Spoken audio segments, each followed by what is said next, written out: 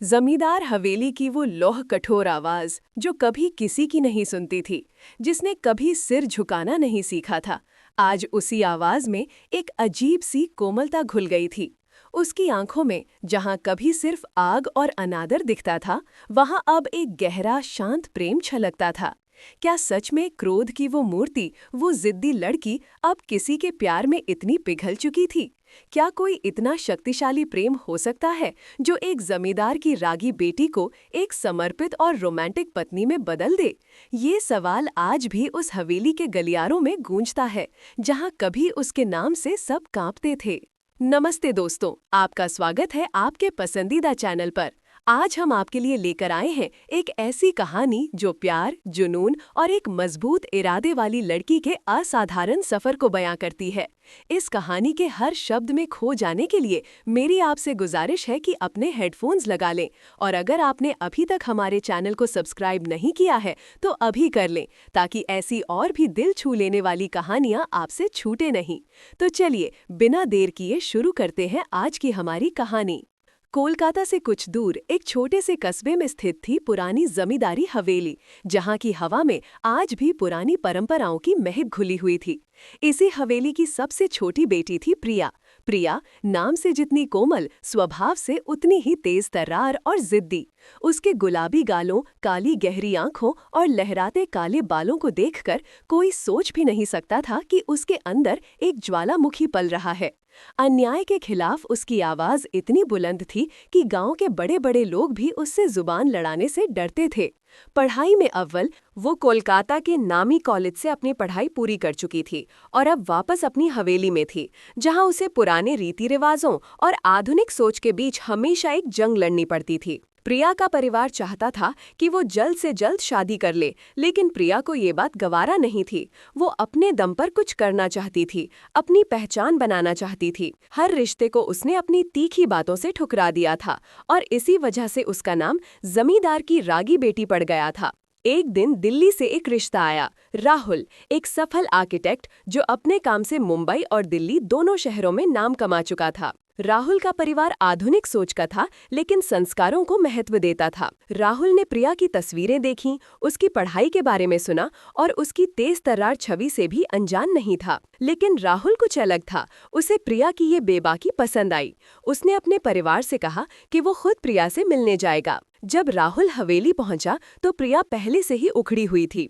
उसे लग रहा था कि एक और लड़का आएगा और वही घिसी पिटी बातें करेगा। राहुल ने जब दरवाजे से अंदर कदम रखा तो उसकी नजर सीधे प्रिया पर पड़ी, जो बरामदे में बैठी एक किताब पढ़ रही थी। उसने एक साधारण नीली साड़ी पहन रखी थी, लेकिन उसकी आंखों में एक अजीब सी चमक थी जो राहुल को तुरंत अपनी ओर खींच गई। नमस्ते, मैं राहुल, उसने मुस्कुराते हुए कहा। प्रिया ने सिर्फ एक सरसरी नजर डाली और बिना किताब से नजर हटाए बोली, बैठिए। राहुल थोड़ा मुस्कुराया। उसने आज तक किसी लड़की को इतना बेपरवाह नहीं देखा था। आप प्रिया हैं? हाँ, और आप एक और उम्मीदवार? प्रिया ने बेरुखी से कहा। राहुल की हंसी छूट गई। उम्मीदवार? मैंने सोचा था कि हम एक दूसरे को जानने के लिए मिल रहे हैं। प्रिया ने अब किताब बंद कर दी और अपनी गहरी आंखों से राहुल को देखा। जानना क्या है? आप अपनी डिग्री बताएंगे, अपनी सैलरी, अपना घर, और मैं अपनी जिद, अपनी बेबाकी और ये कि मुझे शादी में कोई दिलचस्पी नहीं है। राहुल ने आराम से अपनी जगह ली और प्रिया की आंखों में देखते हुए कहा, ठीक है, तो मैं अपनी सैलरी और डिग्री नहीं बताऊंगा। मैं सिर्फ इतना कहूंगा कि मुझे आपकी बेबाकी और जिद पसंद आई, और मुझे ये भी पसंद है कि आप अपनी शर्तों पर जीना चाहती हैं। प्रिया थोड़ी हैरान हुई। उसने सोचा था राहुल भी बाकी लड़कों की तरह भाग जाएगा या उसे समझाने की कोशिश करेगा। आप मजाक कर रहे हैं? बिल्कुल नहीं।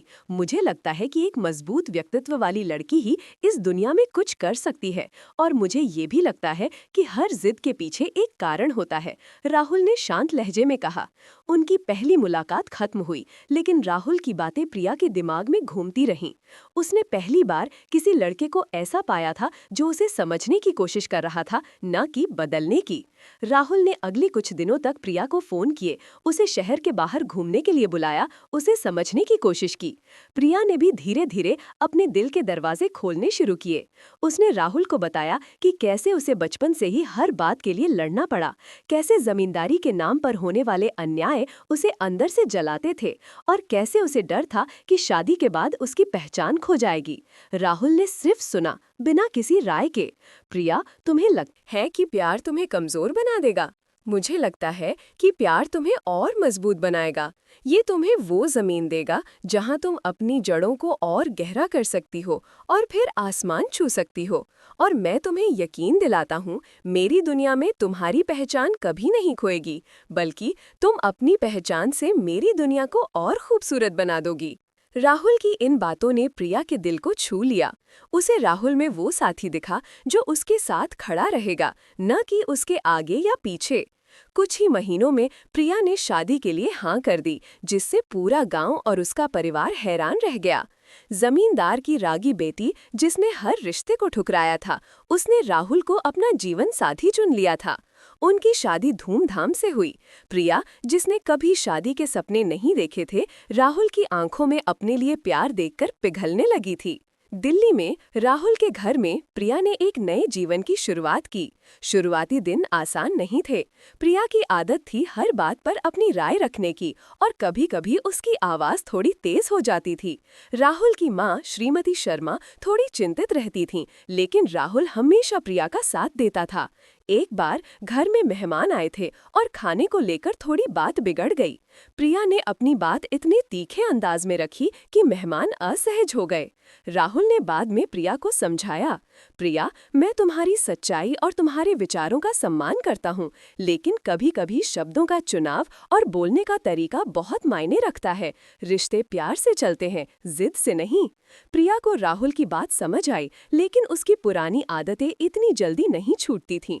उसने गुस्से में कहा, तो क्या मुझे चुप रहना चाहिए, अपनी बात नहीं रखनी चाहिए? राहुल ने उसके हाथ को अपने हाथ में लिया और प्यार से कहा, नहीं, तुम्हें अपनी बात जरूर रखनी चाहिए, लेकिन प्यार से। अपनी शक्ति को क्रोध में नहीं, प्रेम में बदलो, तब देखना तुम्हारी बात में और भी वजन आ जाएगा। धीरे धीरे प्रिया ने राहुल के प्यार और धैर्य से बहुत कुछ सीखा। राहुल उसे छोटी छोटी चीजों में खुश रखना जानता था। उसे याद रहता था प्रिया को कौन सा फूल पसंद है, कौन सी किताब पढ़नी है या कौन सा गाना सुनना है।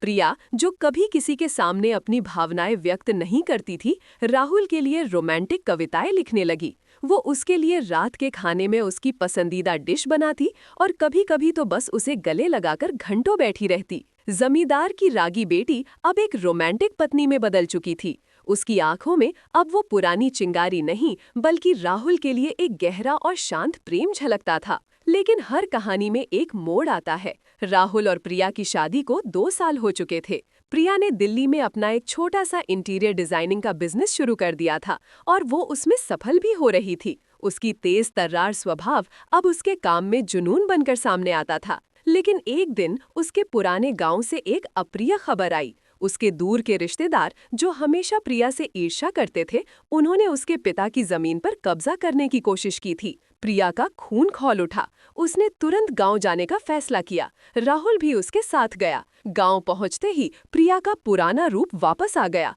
उसने उन रिश्तेदारों को सबके सामने खरी खोटी सुनाई, उन्हें धमकाया और यहाँ तक कि पुलिस को बुलाने की धमकी भी दी। उसकी आवाज में वही पुरानी आग थी, वही जिद थी। गांव के लोग, जो उसे इतने सालों बाद देख रहे थे, उन्हें लगा कि प्रिया बदली नहीं है, वो आज भी वही रागी लड़की है। इस घटना के बाद राहुल के परिवार में भी थोड़ी चिंता फैल गई। राहुल की मां ने प्रिया से कहा, बेटा, मुझे पता है कि तुम सही थी, लेकिन इस तरह से बात करना ये ठीक नहीं है। एक बहू को थोड़ा धैर्य रखना चाहिए। प्रिया को लगा कि उसे समझा नहीं जा रहा है। माँ, क्या मैं अन्याय होते देखूं और चुप रहूं? मेरी परवरिश ऐसी नहीं हुई है। राहुल ने प्रिया को शांत करने की कोशिश की। प्रिया, माँ सही कह रही हैं, तरीका मायने रखता है। प्रिया को लगा कि राहुल भी उसे नहीं समझ रहा है। तरीका? जब कोई हमारी जमीन हड़पने की कोशिश कर रहा हो, तब भी मैं तरीके का इंतजार करूं? प्रिया और राहुल के बीच पहली बार इतनी बड़ी बहस हुई। प्रिया को लगा कि राहुल उसकी शक्ति को कमजोरी मान रहा है और राहुल को लगा कि प्रिया अपने क्रोध पर नियंत्रण नहीं कर पा रही है। इस घटना का फायदा उठाते हुए प्रिया के उन्हीं रिश्तेदारों ने राहुल के परिवार तक ये बात पहुंचाई कि प्रिया आज भी वही जिद्दी और बदमिजाज लड़की है जो किसी की नहीं सुनती। उन्होंने प्रिया के अतीत की कहानियों को नमक मिर्च लगाकर सुनाया, जिससे राहुल के परिवार में प्रिया के प्रति थोड़ी नकारात्मकता आने लगी। एक दिन राहुल के बड़े मामा जी ने राहुल से कहा, बेटा, हमने सोचा था कि प्रिया बदल गई है, लेकिन वो आज भी वैसी ही है। शायद तुम उसे संभाल नहीं पाओगे। ये लड़की तुम्हारे परिवार के लिए ठीक नहीं है। राहुल ने अपने मामा जी का विरोध किया। मामा जी, प्रिया की जिद उसकी शक्ति है। वो अन्याय के खिलाफ खड़ी होती है। वो बुरी नहीं है, बस थोड़ी तेज है। लेकिन मन ही मन राहुल भी थोड़ा विचलित था। उसे लगा कि क्या वो सच में प्रिया को समझ पाया है? क्या उसने उसे बदलने की कोशिश की है? या क्या उसका प्यार प्रिया की इस आग को शांत कर पाएगा? प्रिया ने राहुल के चेहरे पर चिंता और उदासी देखी। उसे लगा कि उसने राहुल को दुख पहुंचाया है। उसे लगा कि उसकी रागी पहचान शायद राहुल के लिए एक बोझ बन गई है। एक शाम प्रिया ने राहुल से कहा, क्या तुम मुझसे थक गए हो राहुल? क्या तुम्हें लगता है कि मैं कभी एक अच्छी बहू या पत्नी नहीं बन पाऊंगी? क्या मेरी ये आग हमेशा तुम्हें और तुम्हारे परिवार को परेशान करती रहेगी? प्रिया की आंखों में आंसू थे जो राहुल ने पहले कभी नहीं देखे थे। उसकी आवाज में वो दर्द था जो उसके दिल को चीर गया। राहुल ने प्रिया को अपनी बाहों में भर लिया। नहीं प्रिया, कभी नहीं। मैं तुमसे कभी नहीं थकूंगा। तुम्हारी आग ही तुम्हारी पहचान है और मुझे यही पसंद है। बस कभी कभी मुझे डर लगता है कि तुम खुद को इस आग में जला ना लो। प्रिया ने राहुल को कसकर पकड़ लिया। लेकिन क्या तुम्हें लगता है कि मैंने तुम्हें शर्मिंदा किया? तुमने मुझे कभी शर्मिंदा नहीं किया प्रिया। तुमने मुझे हमेशा गर्व महसूस कराया है। बस मुझे लगता है कि हम दोनों को मिलकर इस आग को सही दिशा देनी होगी। तुम्हारी शक्ति को प्रेम और समझ के साथ इस्तेमाल करना होगा। ये बात प्रिया के दिल में उतर गई। उसने महसूस किया कि राहुल उसे बदलना नहीं चाहता, बल्कि उसे बेहतर बनाना चाहता है। उसे उसकी शक्ति का एहसास करा रहा है और उसे सही तरीके से इस्तेमाल करने की प्रेरणा दे रहा है। कुछ हफ्तों बाद दिल्ली में एक बड़ा बिजनेस डील होने वाली थी, जिसमें राहुल की कंपनी शामिल थी। ये डील राहुल के करियर के लिए बहुत महत्वपूर्ण थी, लेकिन अंतिम समय में उनके प्रतिद्वंदियों ने कुछ कागजात में हेरफेर करके राहुल की कंपनी को फंसाने की कोशिश की। राहुल बहुत परेशान था। उसके पिता भी इस बात से चिंतित थे। प्रिया ने सब देखा। उसने राहुल से कहा, मुझे सारे कागजात दिखाओ। राहुल ने उसे सब समझाया। प्रिया ने एक एक दस्तावेज को बारीकी से पढ़ा। अपनी तेज बुद्धि और पैनी नजर से उसने वो छोटी सी गलती पकड़ी जिसे किसी ने नहीं देखा था। ये एक कानूनी पेचीदगी थी जिसे राहुल के प्रतिद्वंदियों ने चालाकी से छुपाया था। प्रिया ने तुरंत अपने पुराने वकील दोस्त को कलकत्ता से बुलाया, जो जमींदारी के केस लड़ते लड़ते ऐसे मामलों का माहिर बन चुका था। उसने राहुल के साथ मिलकर एक ठोस रणनीति बनाई। अगले दिन जब मीटिंग हुई और राहुल के प्रतिद्वंदियों ने अपनी चाल चली, तो प्रिया ने अचानक हस्तक्षेप किया। उसकी आवाज शांत थी, लेकिन उसमें वही पुरानी दृढ़ता और आत्मविश्वास था। उसने एक एक करके सारे सबूत सामने रखे, कानूनी दांव पेचों को समझाया और अपने वकील के साथ मिलकर राहुल की कंपनी को निर्दोष साबित कर दिया। सब हैरान रह गए। राहुल के परिवार ने प्रिया को कभी इस रूप में नहीं देखा था। उसकी आग अब क्रोध में नहीं, बल्कि न्याय और सच्चाई के लिए लड़ने वाले जुनून में बदल चुकी थी। उसने अपनी पूरी शक्ति, अपनी पूरी तेज तर्रार स्वभाव को राहुल और उसके परिवार के सम्मान को बचाने में लगा दिया था। डील बच गई और राहुल की कंपनी को एक बड़ा फायदा हुआ। मीटिंग के बाद राहुल ने प्रिया को कस कर गले लगा लिया। तुमने कर दिखाया प्रिया, तुमने अपनी शक्ति का सही इस्तेमाल किया। तुमने अपनी आग से मुझे और मेरे परिवार को बचाया। प्रिया ने राहुल की आंखों में देखा। उन आंखों में अब कोई चिंता नहीं थी, सिर्फ प्यार और गर्व था। मैंने तुमसे सीखा है राहुल। तुमने मुझे बताया कि मेरी शक्ति क्रोध में नहीं, प्रेम में है। राहुल के परिवार ने भी प्रिया को एक नए नजरिए से देखा। उसकी सास ने उसे गले लगाया और कहा, मुझे तुम पर गर्व है बेटा। तुम सिर्फ हमारी बहू नहीं, तुम हमारे परिवार की ढाल हो। प्रिया के उन रिश्तेदारों को भी अपनी गलती का एहसास हुआ जिन्होंने उसे बदनाम करने की कोशिश की थी। उन्हें समझ आ गया कि प्रिया की शक्ति सिर्फ गुस्सा नहीं बल्कि एक अटूट न्यायप्रियता है। उस दिन के बाद प्रिया सचमुच जमींदार की रागी बेटी से रोमांटिक और शक्तिशाली बहू बन गई थी। उसकी जिद अब प्यार और समर्पण में बदल चुकी थी। उसकी आवाज में अब भी दृढ़ता थी, लेकिन उसमें प्रेम और समझ की मिठास घुल चुकी थी। वो अब भी अन्याय के खिलाफ खड़ी होती थी, लेकिन अपने शब्दों को प्यार और तर्क के साथ प्रस्तुत करती थी। राहुल और प्रिया का रिश्ता और भी गहरा हो गया। उन्होंने एक दूसरे को पूरी तरह से स्वीकार कर लिया था, उनकी खामियों और खूबियों के साथ। प्रिया ने अपने बिजनेस को और आगे बढ़ाया और राहुल हमेशा उसका सबसे बड़ा समर्थक रहा। उनकी प्रेम कहानी ये बताती है कि सच्चा प्यार किसी को बदलता नहीं बल्कि उसे और निखारता है, उसे अपनी पूरी क्षमता तक पहुंचने में मदद करता है और कभी-कभी एक रागी दिल को भी प्यार की गर्माहट पिघलाकर एक सबसे खूबसूरत और रोमांटिक दिल में बदल देती है। दोस्तों, उम्मीद है कि आपको आज की ये कहानी पसंद आई होगी। अगर आपको प्रिया और राहुल की ये अनोखी प्रेम कहानी अच्छी लगी हो तो इस वीडियो को लाइक करें, अपने विचार कमेंट बॉक्स में ज़रूर बताएं और हाँ, हमारे चैनल को सब्सक्राइब करना ना भूलें ताकि हम आपके लिए ऐसे ही और भी दिल को छू लेने वाली कहानियाँ लाते रहें। मिलते हैं अगली कहानी के साथ, तब तक के लिए अपना ध्यान रखें मैं और प्यार अधनंगा फैलाते पड़ा हूँ। रहें। मेरे पूरे शरीर पर काटने और खरोच के निशान हैं। सफ़ेद चादरें मेरे खून से काफ़ी लाल हो गई हैं। घुप अंधेरे में बस एक मोमबत्ती की लौ झिलमिला रही थी, जिसकी धीमी रोशनी में मेरी आंखों से बहते आंसू चमक रहे थे। ये दर्द सिर्फ जिस्मानी नहीं था, ये रूह तक को छलनी कर देने वाला था। हर घाव एक कहानी कह रहा था, एक ऐसी कहानी जो प्यार और जुनून की पराकाष्ठा पर जाकर बिखर गई थी, फिर भी टूटी नहीं थी। मुझे नहीं पता था कि मैं टूटा हूँ या फिर इस दर्द से पूरी तरह से नया बन गया हूँ। नमस्कार दोस्तों, आपकी अपने पसंदीदा चैनल में आपका स्वागत है। उम्मीद है आप सभी कुशल मंगल होंगे। आज की कहानी आपको प्यार के गहरे समंदर में गोते लगवाएगी, जहाँ जुनून और दर्द की लहरें एक साथ उठती हैं। ये कहानी आपको बताएगी कि कैसे कभी-कभी सबसे गहरी चोटें भी सबसे गहरे प्यार की निशानी बन जाती हैं। इस अनुभव को पूरी तरह महसूस करने के लिए कृपया अपने हेडफोन लगा लें। और हाँ, अगर आपने अभी तक हमारे चैनल को सब्सक्राइब नहीं किया है तो अभी कर लें, ताकि ऐसी ही रोमांचक कहानियाँ आप तक पहुँचती रहें। दिल्ली की सर्द शामें, खासकर हौस खास गांव की गलियों में एक अलग ही जादू बिखेरती थीं। धुंधलाके में लिपटी पुरानी इमारतें, कैफ़े से आती कॉफ़ी की महक और कभी कभार किसी नुक्कड़ से आती गिटार की धुन। राहुल इसी माहौल का हिस्सा था, अपनी कविताओं और कहानियों में डूबा रहने वाला एक जुनूनी लेखक। उसकी आंखें अक्सर कुछ तलाशती रहती हैं, मानो शब्दों से परे कोई ऐसी भावना हो जिसे वो कागज़ पर उतारना चाहता हो। एक शाम एक छोटी सी किताबों की दुकान में उसकी मुलाकात प्रिया से हुई। प्रिया एक आर्किटेक्ट जो अपनी कला में उतनी ही डूबी रहती थी जितनी राहुल अपनी कहानियों में। उसकी आंखों में एक अजीब सी चमक थी और होठों पर हमेशा एक हल्की मुस्कान रहती थी। वो दिन मुझे आज भी याद है जब मैंने प्रिया को पहली बार देखा था। वो एक पुरानी कविता संग्रह को पलटे जा रही थी। उसकी उंगलियां पन्नों पर धीरे धीरे सरक रही थीं। मैंने उसे कुछ देर निहारा, फिर हिम्मत करके उसके पास गया। क्या आप किसी खास किताब की तलाश में हैं? मैंने पूछा। उसने सर उठाकर मेरी तरफ देखा।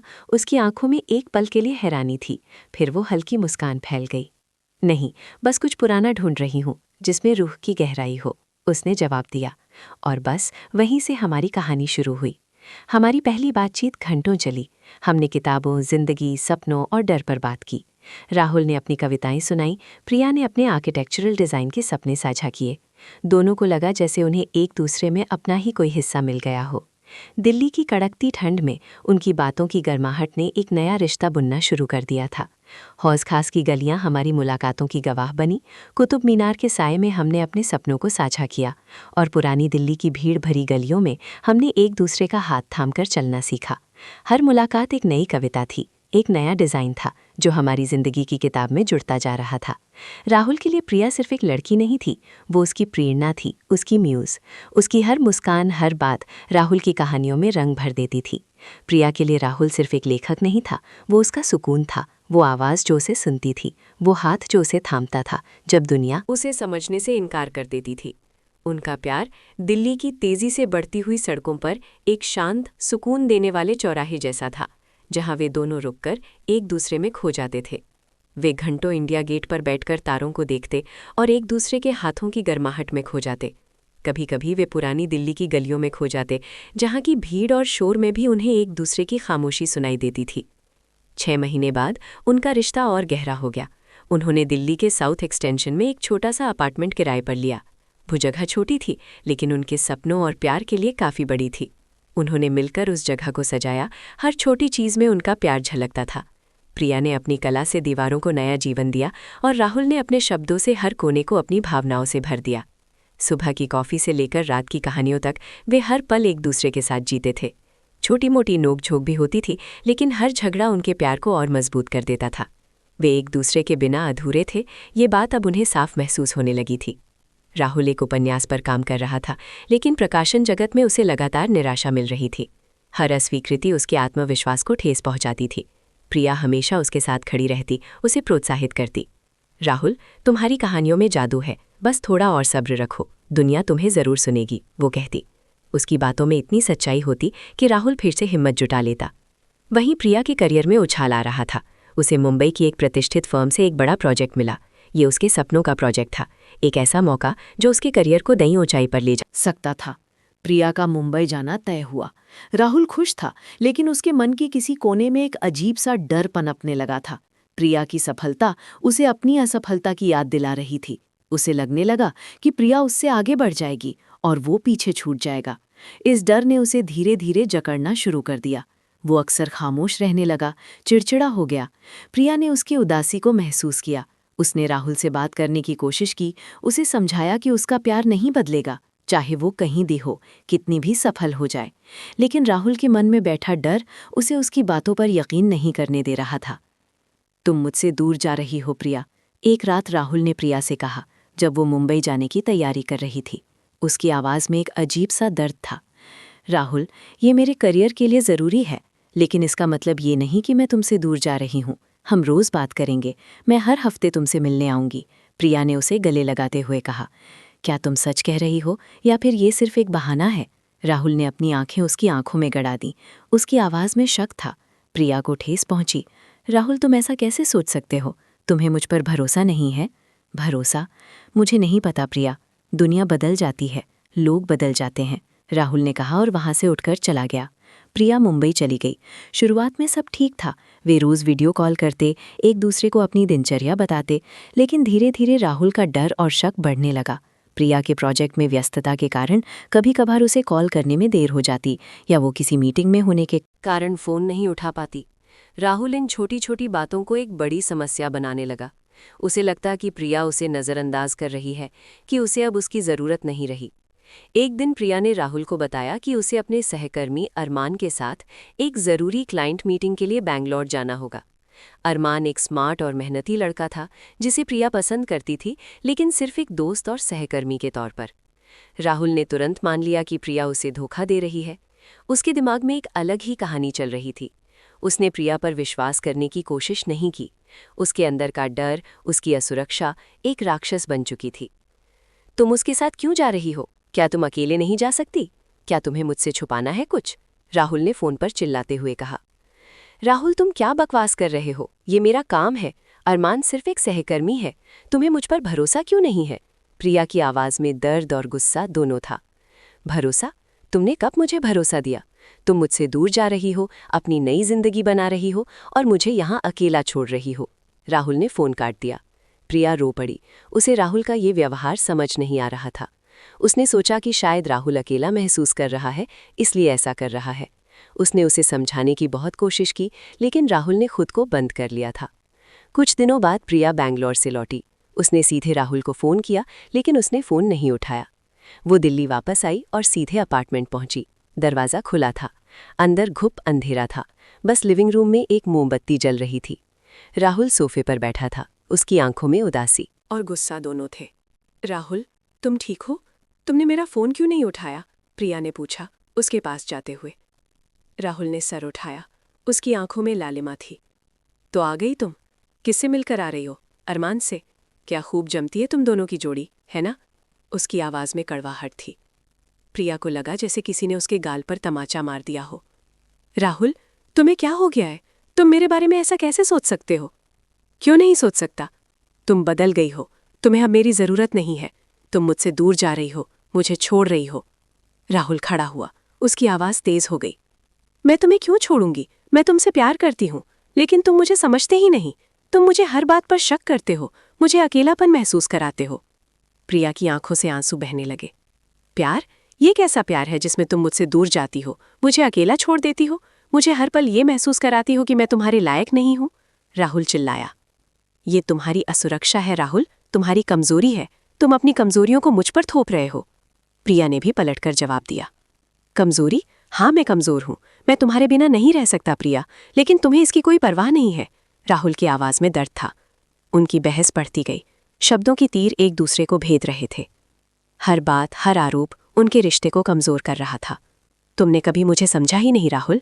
मैंने तुम्हारे लिए क्या कुछ नहीं किया। मैंने तुम्हें हर मुश्किल में सहारा दिया, और तुम मुझ पर ऐसे घटिया इल्जाम लगाते हो? प्रिया ने कहा। उसकी आवाज में टूटा हुआ विश्वास था। तुमने सहारा दिया? तुमने मुझे और कमजोर किया। तुमने मुझे एहसास कराया कि तुम मुझसे बेहतर हो, ज्यादा सफल हो। राहुल ने जवाब दिया। ये बात प्रिया के दिल में तीर की तरह चुभ गई। उसने कभी राहुल को नीचा नहीं दिखाया था, हमेशा उसे ऊपर उठाने की कोशिश की थी। बस करो राहुल, मैं और नहीं सह सकती। मुझे लगता है हमें कुछ समय के लिए अलग हो जाना चाहिए, प्रिया ने हिम्मत करके कहा। राहुल स्तब्ध रह गया। उसके चेहरे का रंग उड़ गया। अलग हो जाना चाहिए? क्या मतलब है तुम्हारा? मतलब ये कि मैं अब इस शक और असुरक्षा के साथ नहीं रह सकती। मुझे कुछ वक्त चाहिए, खुद को समझने के लिए, और तुम्हें भी, प्रिया ने कहा। उसकी आंखों में दृढ़ता थी, लेकिन दिल अंदर से टूट रहा था। प्रिया अपने कमरे में गई और अपना बैग पैक करने लगी। राहुल उसके पीछे गया। उसने देखा कि प्रिया अपने कपड़े अलमारी से निकालकर बैग में डाल रही थी। हर कपड़ा, हर सामान जो उसने राहुल के साथ खरीदा था, अब उसे बोझ लग रहा था। तुम सच में जा रही हो? राहुल की आवाज़ कांप रही थी। प्रिया ने पलटकर देखा। उसकी आंखों में उदासी का सागर था। मुझे जाना होगा राहुल, मैं अब और नहीं सह सकती। मत जाओ प्रिया, प्लीज़ मत जाओ। राहुल ने उसका हाथ पकड़ा। उसकी आवाज़ में एक बच्चे जैसी लाचारी थी। मुझे जाना होगा राहुल। प्रिया ने अपना हाथ छुड़ाया। राहुल को लगा जैसे उसकी दुनिया बिखर रही हो। उसे याद आया बचपन में उसकी माँ ने उसे छोड़ दिया था और उसके पिता ने उसे एक बोर्डिंग स्कूल में डाल दिया था। तब से उसे हमेशा ये डर सताता था कि उसके अपने उसे छोड़ देंगे। प्रिया उसकी ज़िंदगी में पहली ऐसी इंसान थी जिसने उसे पूरी तरह अपनाया था, और अब वो भी जा रही थी। ये डर, ये दर्द उसके अंदर ज्वालामुखी बनकर फट पड़ा। नहीं, तुम मुझे छोड़कर नहीं जा सकती। राहुल ने प्रिया को कसकर पकड़ लिया। छोड़ो मुझे राहुल, तुम मुझे चोट पहुंचा रहे हो। प्रिया ने संघर्ष किया, लेकिन राहुल उसे नहीं छोड़ना चाहता था। उसे लगा कि अगर उसने प्रिया को छोड़ दिया तो वो हमेशा के लिए खो जाएगी। वो उसे अपने पास खींच रहा था, जैसे कोई डूबता हुआ इंसान आखिरी तिनके को पकड़ता है। उसके हाथ प्रिया के बाजुओं पर गड़ गए। उसकी उंगलियां उसकी त्वचा में धंस गईं। प्रिया भी उसे हटाने की कोशिश कर रही थी। उसके नाखूनों ने राहुल की पीठ पर खरोंचें छोड़ दी। ये एक संघर्ष था, प्यार का, डर का और छूट जाने के दर्द का। एक पल के लिए राहुल की आंखों में एक अजीब सी चमक आई। वो चमक डर की नहीं, बल्कि जुनून की थी। उस जुनून की जो किसी चीज को खोने के डर से पैदा होता है। उसने प्रिया को अपनी बाहों में उठाया और बिस्तर पर ले गया। ये बलपूर्वक नहीं था, बल्कि एक ऐसी बेचैनी थी जो उसे प्रिया को अपने पास रखने के लिए मजबूर कर रही थी। प्रिया ने भी अब संघर्ष करना छोड़ दिया था। उसने राहुल की आंखों में देखा और उसे उसमें अपना ही दर्द दिखाई दिया। उसे एहसास हुआ कि राहुल का गुस्सा और शक सिर्फ उसके गहरे प्यार और उसे खोने के डर का नतीजा था। उनकी आंखें मिलीं। उस पल में सारे झगड़े, सारे आरोप, सब धुल गए। सिर्फ प्यार बचा, एक कच्चा, नंगा, बेपनाह प्यार जो दर्द और जुनून के बीच झूल रहा था। राहुल ने प्रिया को अपने आगोश में भर लिया। उनकी सांसें तेज हो गईं, दिलों की धड़कनें एक हो गईं। ये मिलन सिर्फ जिस्मानी नहीं था, रूहों का मिलन था जो टूटने की कगार से लौटकर एक दूसरे में समा जाना चाहता था। उनकी रात जुनून और दर्द के बीच गुजरी। हर चुंबन में, हर स्पर्श में उनका प्यार चीख रहा था। राहुल ने प्रिया को इतनी शिद्दत से महसूस किया जैसे वो उसे अपनी आत्मा में उतार लेना चाहता हो। प्रिया भी उसे उतनी ही गहराई से महसूस कर रही थी। उनके शरीर एक दूसरे में उलझ गए, जैसे दो बिछड़े हुए दरिया मिलकर एक हो जाना चाहते हो। उस पल में उन्हें दुनिया की कोई खबर नहीं थी, सिर्फ एक दूसरे की गर्माहट, एक दूसरे की खुशबू, एक दूसरे की धड़कन। पता नहीं कब किस पल राहुल के होठ प्रिया के कंधे पर थे और उसके दांतों ने अनजाने में उसकी त्वचा को काट लिया। प्रिया की एक चीख निकली, लेकिन वो दर्द की नहीं बल्कि उस पल के जुनून की थी। उसके नाखूनों ने भी राहुल की पीठ को खरोच दिया था जब वो उसे कसकर पकड़ी हुई थी, जैसे कोई बच्चा अपनी माँ से चिपका हो। उनके शरीर पर अब प्यार और दर्द के निशान थे। शायद इसी दौरान राहुल के होठों से थोड़ा खून निकल आया, या शायद प्रिया की खरोंच से, और वो सफ़ेद चादरों पर फैल गया, एक गहरा लाल धब्बा बनाता हुआ। मोमबत्ती की लौ धीमी होती जा रही थी। उसकी रोशनी में उनके शरीर पर चमकते पसीने और खून के निशान साफ दिखाई दे रहे थे। जब रात ढली और सुबह की हल्की रोशनी कमरे में झांकने लगी, मैं अधंगा पड़ा था। मेरे पूरे शरीर पर काटने और खरोंच के निशान थे। सफ़ेद चादरें मेरे खून से काफ़ी लाल हो गई थीं। घुप अंधेरे में बस एक मोमबत्ती की लौ झिलमिला रही थी, जिसकी धीमी रोशनी में मेरी आंखों से बहते आंसू चमक रहे थे। ये दर्द सिर्फ जिस्मानी नहीं था, ये रूह तक को छलनी कर देने वाला था। हर घाव एक कहानी कह रहा था, एक ऐसी कहानी जो प्यार और जुनून की पराकाष्ठा पर जाकर बिखर गई थी। लेकिन अब उन निशानों के साथ एक नया एहसास भी था कि हम टूटे नहीं थे, बल्कि और मजबूत हो गए थे। प्रिया मेरी बगल में सो रही थी। उसके चेहरे पर अब एक सुकून था। मैंने धीरे से अपना हाथ उसके गाल पर रखा। उसके शरीर पर भी मेरे जुनून के कुछ निशान थे। मुझे अपने किए पर पछतावा हुआ, लेकिन साथ ही एक गहरा प्यार भी महसूस हुआ। मैंने उसे खोने के डर में उसे कितना दुख पहुंचाया था। कुछ देर बाद प्रिया की आंख खुली। उसने मुझे देखा, फिर हमारे शरीर पर पड़े निशानों को देखा, और फिर चादर पर फैले खून के धब्बे को। उसकी आंखों में पहले हैरानी थी, फिर दर्द और फिर समझ।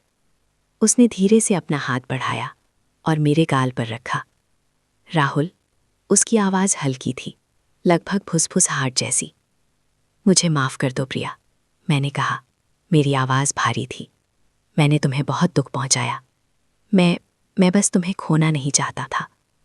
मैंने उसे अपनी बचपन की कहानी बताई, अपनी माँ के छोड़कर जाने का दर्द, पिता की बेरुखी, और कैसे मुझे हमेशा ये डर सताता रहा कि जो भी मेरे करीब आएगा वो मुझे छोड़कर चला जाएगा। प्रिया ने मुझे ध्यान से सुना। उसकी आंखों में आंसू थे। राहुल, मैं कभी तुम्हें छोड़कर नहीं जाऊंगी, उसने कहा, मेरा हाथ कसकर पकड़ते हुए। तुम्हें मुझ पर भरोसा करना होगा। मुझे तुमसे प्यार है, और ये प्यार किसी भी सफलता या असफलता से बड़ा है। मुझे खुद पर काम करना होगा प्रिया, मैंने कहा। मुझे अपनी असुरक्षाओं से लड़ना होगा। हम मिलकर लड़ेंगे राहुल, उसने मुस्कुराते हुए कहा। उसकी मुस्कान में एक नया विश्वास था। ये निशान, ये इस बात की गवाही हैं कि हमारा प्यार कितना गहरा है, कितना सच्चा है। ये हमें याद दिलाएंगे कि हमने क्या खोने का जोखिम उठाया था और कैसे हमने एक दूसरे को वापस पाया। उस दिन हमने तय किया कि हम एक नई शुरुआत करेंगे। राहुल ने अपनी असुरक्षाओं से लड़ने का संकल्प लिया और प्रिया ने उसे हर कदम पर सहारा देने का वादा किया। हमने मिलकर मुंबई जाने का फैसला किया। प्रिया अपने करियर में आगे बढ़ेगी और राहुल अपनी कहानियों में नई जान डालेगा। उन निशानों को हम कभी नहीं भूले। वे हमारे शरीर पर एक अनूठी कहानी बन गए। एक ऐसी कहानी जो बताती है कि प्यार सिर्फ खुशियां नहीं देता, बल्कि दर्द भी देता है। लेकिन कभी-कभी उस दर्द से ही प्यार और मजबूत होकर उभरता है। हमने सीखा कि सबसे गहरे घाव भी अगर प्यार से भरे हों तो हमें और करीब ले आते हैं। हमारी जिंदगी में अब भी चुनौतियां आती हैं, लेकिन अब हम जानते हैं कि उन्हें कैसे पार करना है। प्यार, विश्वास और एक दूसरे के साथ खड़े होकर। ये कहानी आपको कैसी लगी दोस्तों? हमें कमेंट करके ज़रूर बताएं। अगर आपको हमारी कहानियाँ पसंद आती हैं तो इस वीडियो को लाइक करें, अपने दोस्तों के साथ शेयर करें और हमारे चैनल को सब्सक्राइब करना ना भूलें। हम जल्द ही मिलेंगे एक नई कहानी के साथ। तब तक के लिए अपना ख्याल रखें और प्यार बांटें।